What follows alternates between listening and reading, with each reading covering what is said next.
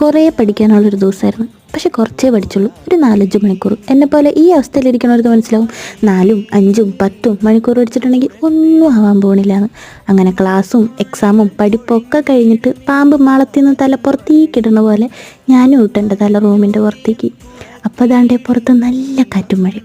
അങ്ങനെ ഞങ്ങൾ രണ്ടുപേരും കൂടി മഴ എക്സ്പ്ലോർ ചെയ്യാൻ വേണ്ടി പുറത്തിറങ്ങി. അത് മാത്രമേ എനിക്ക് ഓർമ്മയുള്ളൂ. പിന്നെ അവിടെ പോയിട്ടുണ്ടെങ്കിൽ മഴ കാണാൻ പറ്റില്ല ചേച്ചി എന്ന് പറഞ്ഞിട്ട് ഇവൾ കൈയും കാലും തലയും ഒക്കെ പുറത്തിട്ടുണ്ടായിരുന്നു. അങ്ങനെ കുറച്ച് നേരം അവളുടെ ഭ്രാന്തം കണ്ടുകൊണ്ടിരുന്നിട്ട് ഞങ്ങൾ അയച്ച് ഫോട്ടോ എടുക്കാൻ പോവാന്ന്. അങ്ങനെ ഫോട്ടോ എടുക്കാൻ വേണ്ടിയിട്ട് ഞങ്ങൾ ഒരു റോഡിൻ്റെ മണ്ടയ്ക്ക് കയറി നിന്ന്.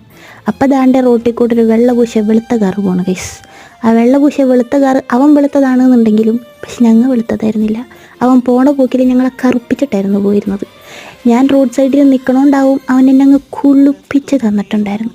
പിന്നെ അതൊക്കെ ആസ്വദിച്ച് മഴയൊക്കെ കണ്ട് ഇരുന്ന് കഴിഞ്ഞിട്ട് രാത്രിയായി. അപ്പോഴേക്കും ഞങ്ങൾ ഇങ്ങനെ കുണുങ്ങി നടക്കാനിറങ്ങി.